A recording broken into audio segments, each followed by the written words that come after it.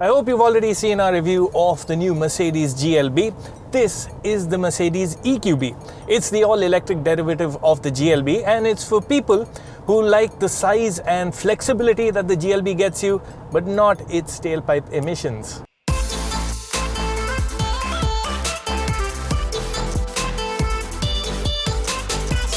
Quickly run through the specs, the EQB uses a 66.5 kWh battery pack positioned under the floor that enables an official WLTP range of 423 km. The battery powers motors at the front and rear axles, though primarily it's the one at the back that provides drive. In all, the motors make 228 horsepower and 390 Newton meters. You like how the power is presented to you. Power delivery is very well metered and it feels very natural. You get more power the more you press down on the accelerator, so no surprises there. Of course, instant torque is the name of the game, and every now and then you will be tempted to mash down on the accelerator pedal to experience the best of the electric motors.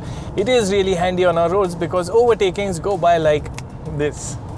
That being said, acceleration is not explosive like you get on a Volvo XC40 Recharge. This is more genteel in nature, but in sport mode, that excitement is still there. Mercedes claims a 0 to 100 kph time of 8 seconds with top speed limited to 160 km an hour. There's much to say about the way the EQB slows down too. There's regen braking that helps juice up the battery over deceleration, and you can shuffle between 3 levels of regen via the paddle shifters. D plus is the equivalent of coasting. D offers a basic standard level of regen, and D minus is pretty strong regeneration.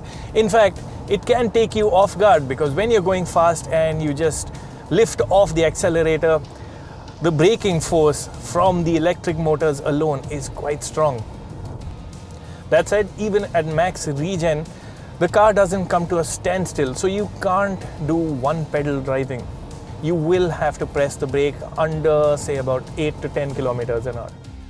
There's an auto mode for regen too that optimizes braking as per the driving environment, with the end goal being maximizing range. The EQB 300 that we get in India has a WLTP range of over 400 kilometers, which should translate to a comfortable 300 in the real world. Still, we will have to wait to get the car in Mumbai and test it with a full load for range. On the subject, the EQB supports up to 100 kW DC charging that provides a 10 to 80% charge in 32 minutes.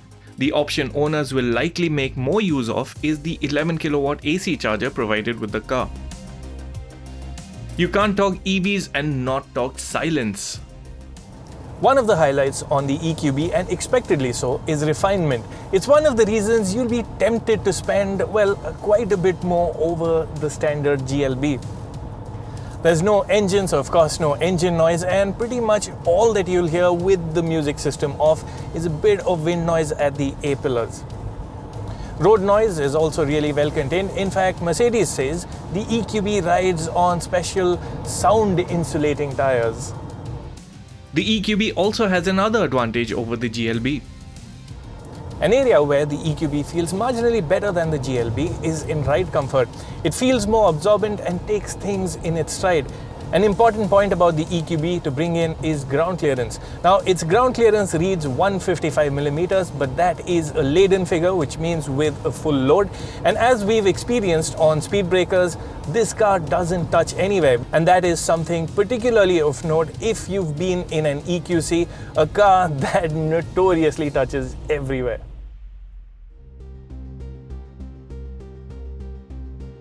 In other aspects, the EQB has much in common with the GLB. Inside, it's pretty much the same as a GLB, save for some color and material differences. For instance, the air conditioning vents here are finished in rose gold, and I can't really say I'm a fan. But the things to like include this twin screen layout. Both the screens are really high res and the touchscreen is really easy to use. What I particularly like is the EQ screen, which gives you all EV related data in one place. You can find the nearest charging station via the screen too, but it's not fully mapped out as yet. Features wise, the EQB gets plenty, with the dual sunroofs, a 10-speaker sound system and superbly done ambient lighting being highlights.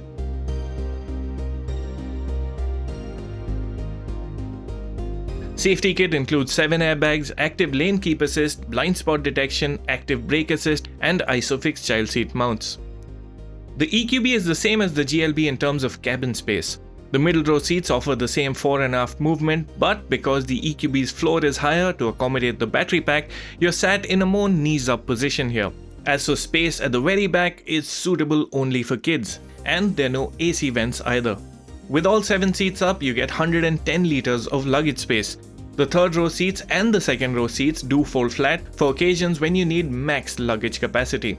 Finally, how do you tell if the relatively compact 7-seat Merc SUV you're looking at is a GLB or an EQB?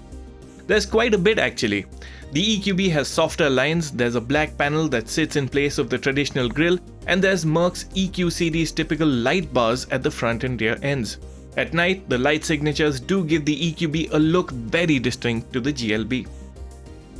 The EQB has been priced at 74.5 lakh rupees ex-showroom, making it the most affordable Mercedes electric car you can buy in India today. However, in absolute terms, it will be expensive, especially when seen in light of something like a Volvo XC40 Recharge that costs a good 20 lakh rupees less.